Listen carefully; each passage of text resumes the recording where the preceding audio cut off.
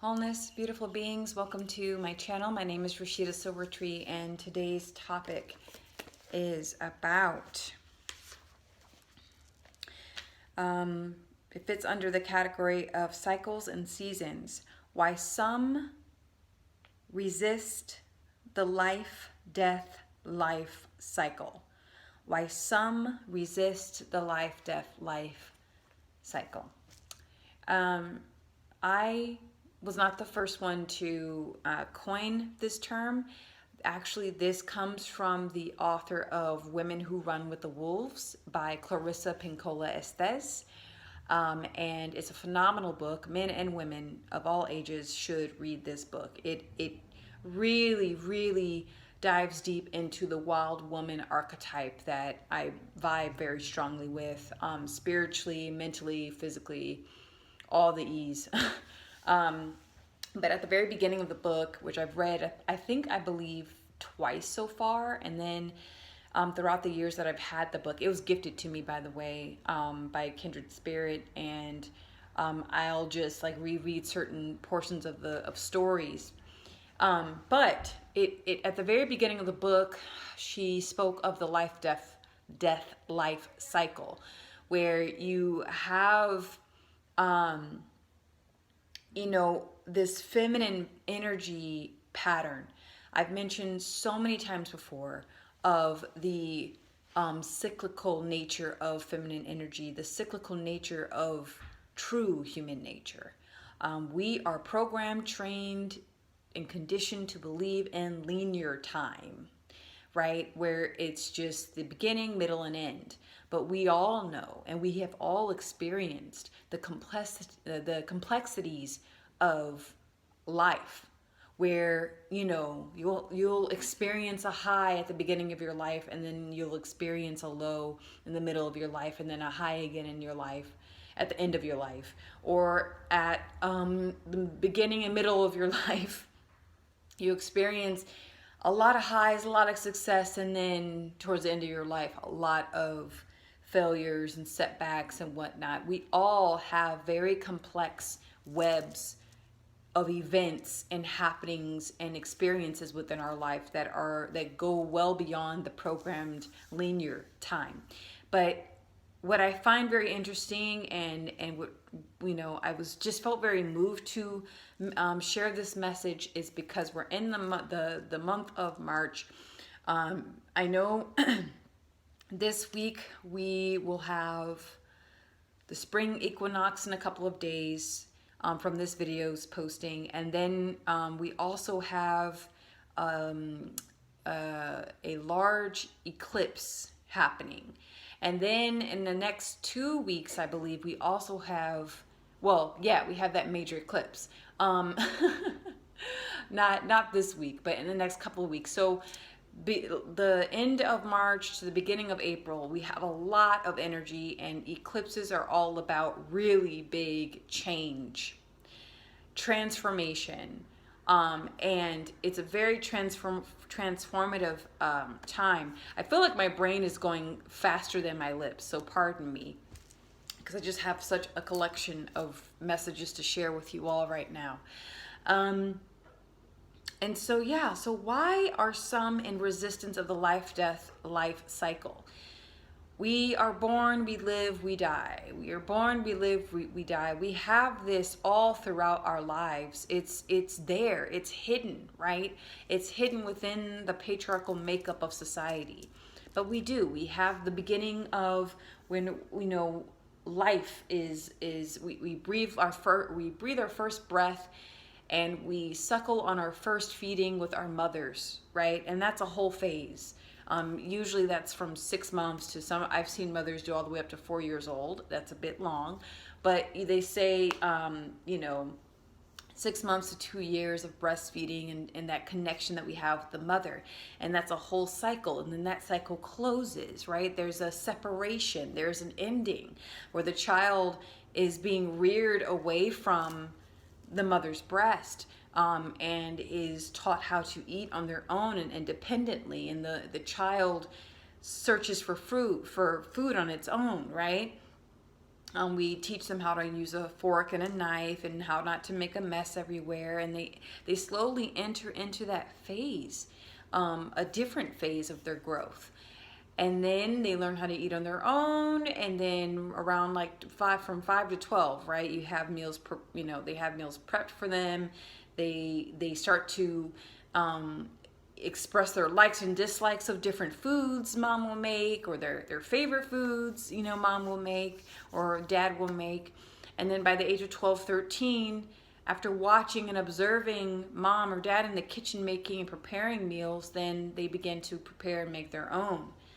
And between 13 and on and so on and so forth, they become more independent. They'll go out to eat, or they'll, meal prep or help mom prepare meals and whatnot. So it's this the transitional period. I find that I resonate with this transformative, phenomena, because I just live it. I live it. I breathe it. I have been traveling, I feel like, all my life. I've been to 13, 14 different schools. I've lived in multiple states across the U.S. I've been abroad. I've worked in many different industries. I have been blessed to do so much. I've been exposed to not just the great things in life, but also not so great. I've had setbacks. I've had failures. And it's also, I guess, my scorpionic energy where I welcome change. It's almost like sometimes I'm like, okay, I'm not one to get bored, but I love to be in flow with the land.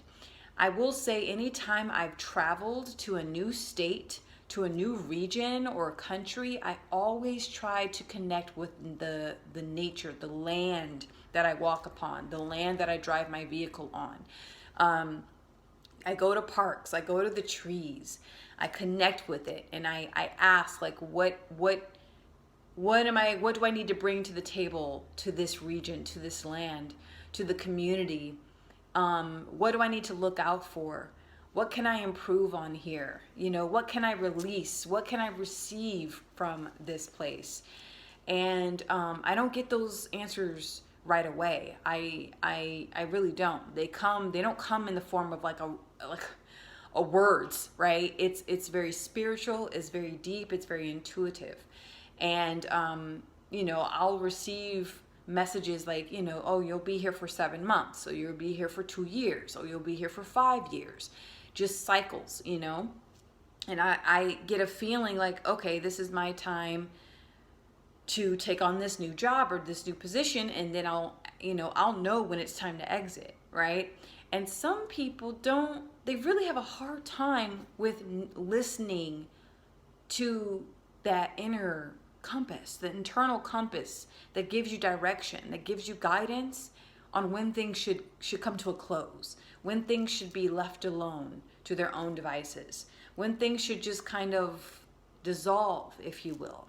I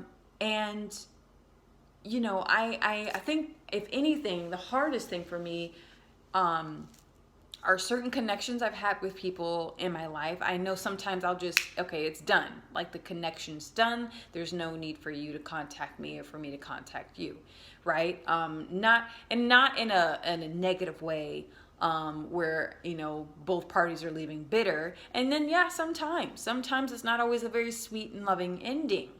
But to me, endings are beginnings and beginnings are endings. And so it's very, very fluid, this life-death life cycle. Death is only a door to ocean. The ocean is an unknown experience. It's an unknown space. It's mysterious. And that scares a lot of people. That makes people very fearful. Because we live in an era, we live in the age of Aquarius, we live in the era of knowing all and truth coming out, right? And so people look at you, with side eye, right? And they look at you crooked when you say you don't know something, right? And you say, well, I'm okay with not knowing. And here's the thing about being in a new era, per se, of information at our fingertips, literally at our fingertips, you know, it's good to know, but sometimes knowing can become a block for you. If we all knew what was going to happen in our lives, we probably would never make certain moves. We probably would not speak or interact with certain people. And I think that we take out the magic of life trying to know everything, right? Trying to grapple everything. And so with this life-death life cycle, I say, and I remind you to embrace the unknowing and embrace the mystery of life and trust. I say this to not only you, my dear listener, but I say it to myself.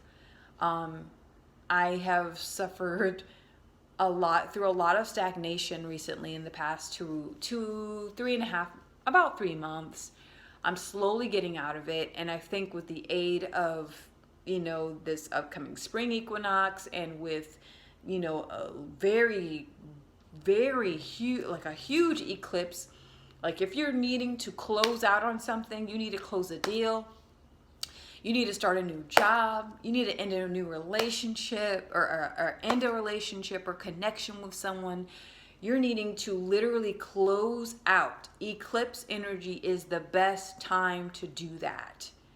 I have seen it with mine own eyes in my life where I was like, oh, how fitting, right? Because sometimes we all need a little push from the universe to like, hey, get the heck out of here. Get out of Dodge. It's time for you to go. You've served your purpose emotionally. You've served your purpose spiritually, psychologically, mentally, financially, and now the connection is done. You have done what you needed to do in this contract, and it's okay to let go because something else is in store for you. And the universe is going to tell you all the details because it's not meant to. We're not meant to know. And respect to all tarot readers, energy readers, and whatnot. But it really is like it can set you back trying to seek out the answers outside of yourself, right? Because again, we're raised in a patriarchal paradigm and I call it the sky god religions. I too did not come up with that term. I am a fan of art music and weirdness, and there was this group, these two sisters called Coco Rosie, and they create art music. I like their music. It's very strange. Some people find it off-putting. I don't. They combine weird sounds, and they use weird inflections in their voices, and they use poetry in their music. It's just, I like their stuff. I like their art.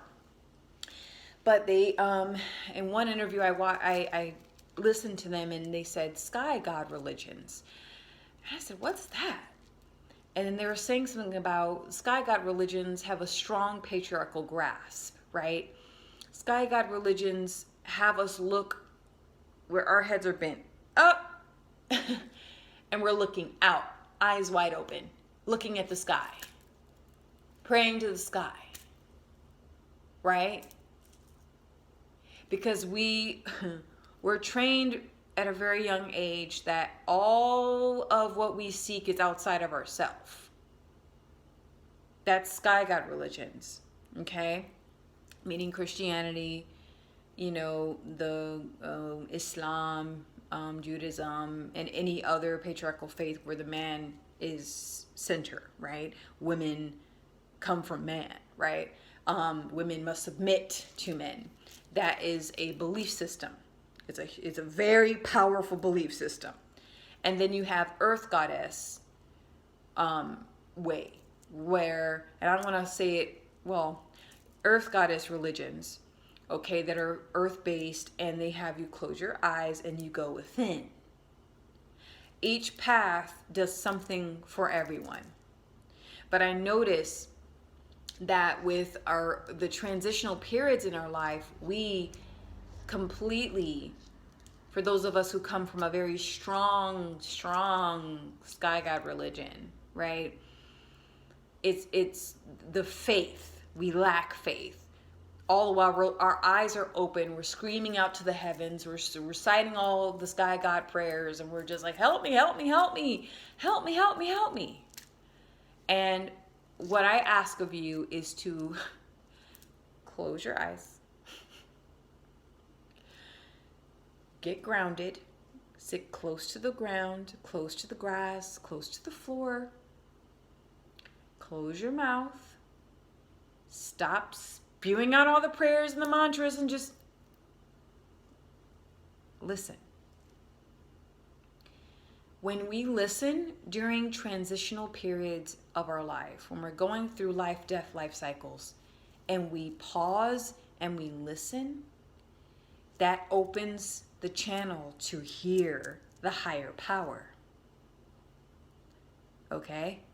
Regardless if that is a feminine power to you, or a masculine power to you, or a gender neutral power to you, it doesn't really matter, okay? But just, it opens up that channel to absorb what's already within you, to hear the answers that are around you and within you. So that is highly important. So those of you that struggle and you resist, you're holding on because you don't have all the answers, you don't know the next turn. I'm going to tell you something. Excuse me. I'm going to drink a little water here.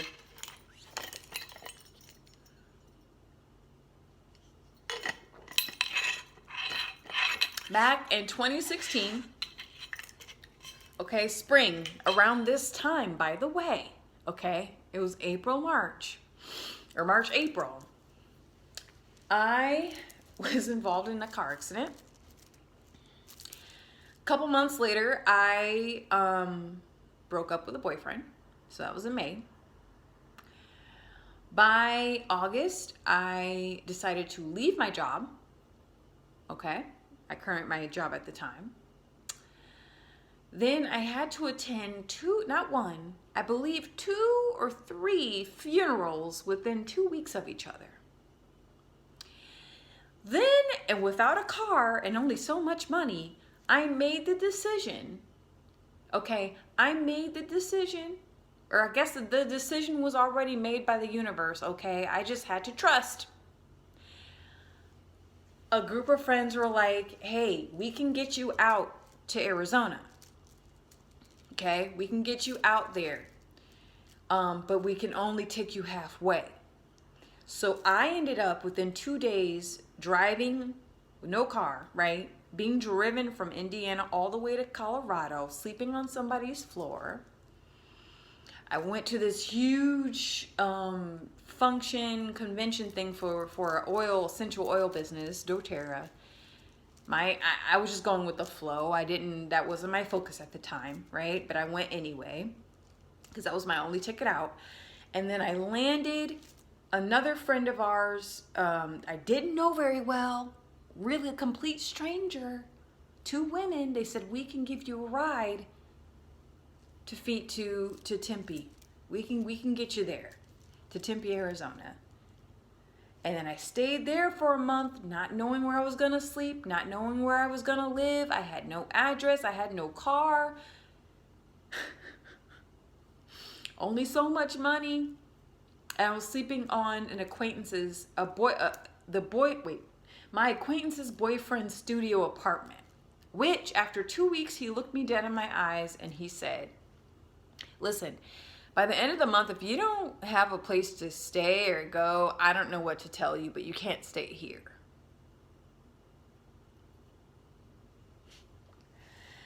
And the girlfriend of that said gentleman was a devoted Ashtangi, and she was practicing with other Ashtangis who had a home and who happened to have a room open. I happened to have enough cash, and lo and behold, I had a place to live. Like, that all happened from between April and August, October. Things were just moving so incredibly fast. in my life during that time, I couldn't, like, by the time I got to Colorado, I was a mess. Like, psychologically, mentally, emotionally, I was a mess. I was crying all the time.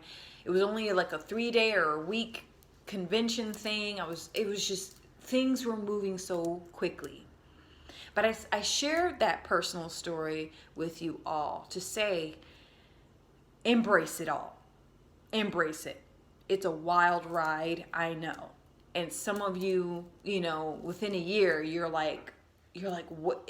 Life can change, and just so quickly.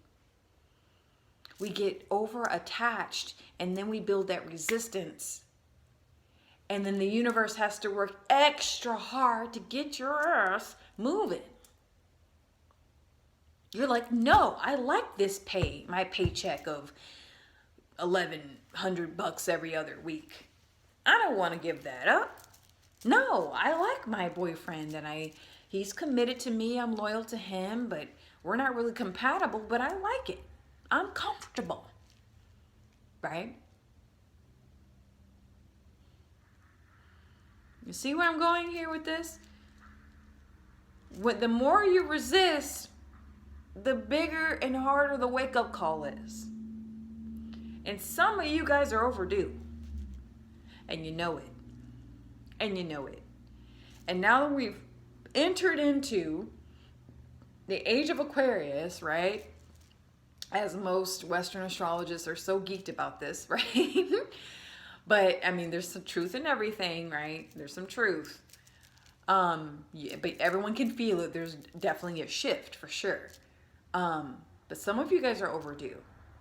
And this is a gentle nudge. With this upcoming eclipse, the new moon in Libra, I believe. And listen, I live in the northern hemisphere in the Western world, so it makes sense for me to follow the astrology, right?